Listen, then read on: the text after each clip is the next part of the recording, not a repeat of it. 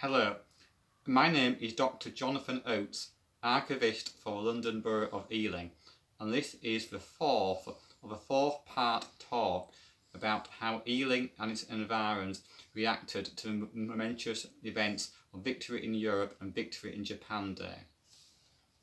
The war in the Far East continued for another 3 months after VE Day and came to an abrupt end with the dropping of atomic bombs on Japan, which led to an immediate surrender.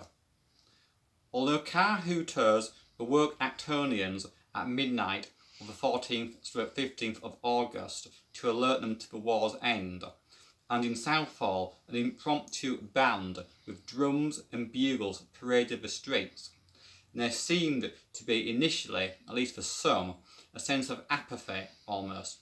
One commentator observed, for almost 6 long, terrible years they had waited for this day when peace would cast her mantle over a war-torn world.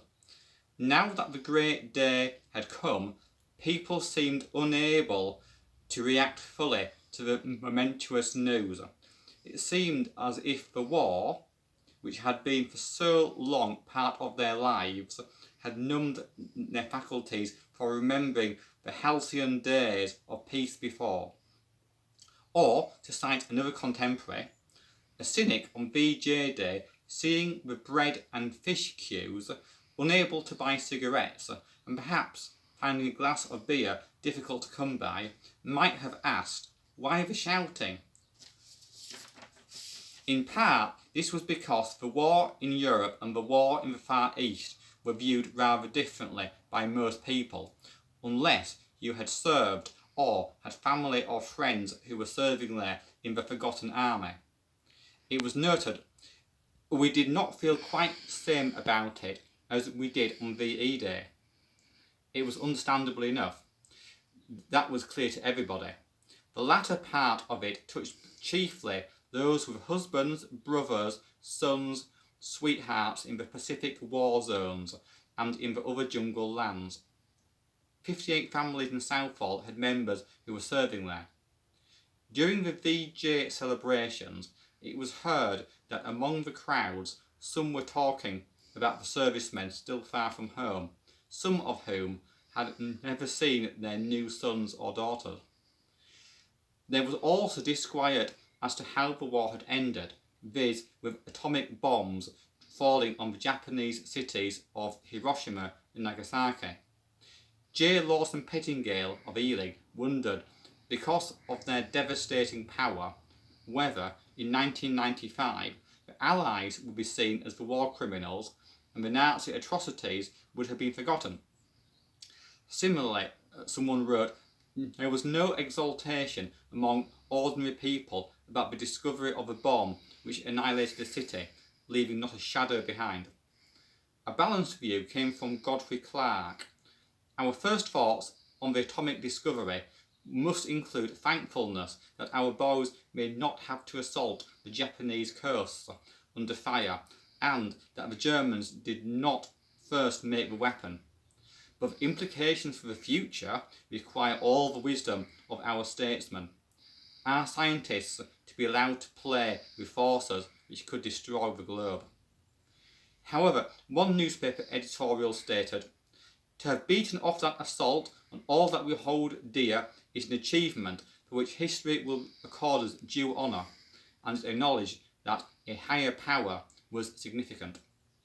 Ealing's mayor and mayoress had been on their way to their holiday, but on hearing the news they returned, and the mayor made the following announcement: we rejoice in being with you to express our happiness at this great event. Peace has come at last, and we fervently hope that the end of this war will be the end of all war. Most streets were initially quiet, although some singing could be heard in some pubs. Yet there was rejoicing. Flags and bunting were in evidence in Ealing by 9 in the morning. By the evening, the streets were once again full of people. As before, these festivities centred on Ealing Green. In Southall, there was a Union flag flying from the town hall, alongside the flags of the 3 other Allied powers, perhaps the only time that the Soviet Union's hammer and sickle had been seen there. Meanwhile, children had spent the day collecting wood and combustibles, wheeling effigies of Japanese Emperor Hirohito and Japanese Prime Minister Tojo in barrows, and collecting spare change. That night there were bonfires in the streets, some of them mounted by an effigy of Japanese leaders. Southall Communist Party, probably at the peak of its popularity, organised a party in the forecourt of the local newspaper offices in South Road. Stan Baker and his band played there. At first there was little response, but after the King's speech in the evening had been heard on the radio, people were more gregarious and came out to dance waltzes and jives until after midnight. There was also celebrations in Southall Labour Hall, with dancing, singing, and wearing paper hats. The officers' mess of the Cadets' Drill Hall in Southall also hosted a similar event, and Southall's mayor attended both of these. There were yells of delight when the effigies of the Japanese leaders toppled over on top of the bonfires. In Hamborough Road, there were 2 such bonfires. Children threw fireworks, and what might shock modern audiences is that in Southall, some people threw fireworks among the dancers and scattered them. This was put down to high spirits, and no one is recorded as being hurt. In Ealing, the fire service was called out 20 times on the evening of VJ Day, but there was no need to extinguish any of the out-of-control flames, but they were ready to do so if need be.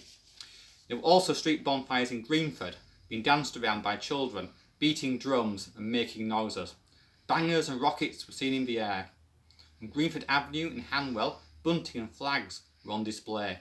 There was a sign, "God Save the King," and there was an effigy of Tojo, under which it said a warm reception was being prepared for him. In Ealing, it was not until the evening that the reality of peace was last felt, and then, like a people reborn, they surged in their thousands to take part in the town's celebrations. The Broadway was full of lights from floodlights, beams from Christchurch, and a gaily decorated cinema. Hanwell Silver Band played outside the town hall, and at 9 at night they played Land of Hope and Glory.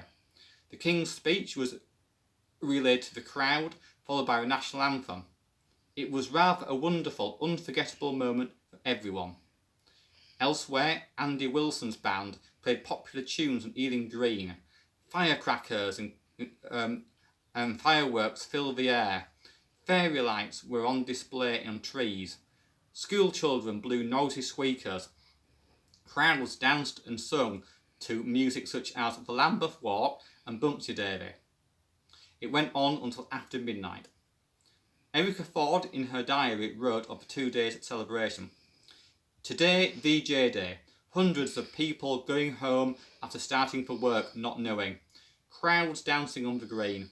Floodlighting in the Great West Road. Bonfires down every side street. Fire engines turned out. The next day they had dancing under covered way, and it became quite crowded and jolly. Crowd from outside joined, and when the rain stopped they were able to go right out into the yard. Celebrations in Acton were also much in evidence, and it was stated, from the tower of a parish church at Acton at night time looked like a huge fairground spangled with street lamps of arterial roads, and the little windows of the trains passed by glowing with the lights of bonfires. There were many bonfires in the south of the town. All South Acton might have been on fire. Crowds were in and out of the pubs. Girls and boys linked arms and marched up the street singing. Unlike the case in VE Day, Acton Town Hall was lit up and there's plenty of bunting. Dances took place in some streets. At Springfield Gardens, they were floodlit. The mayor and mayoress and 2 clergymen were at a party at Grasmere Avenue.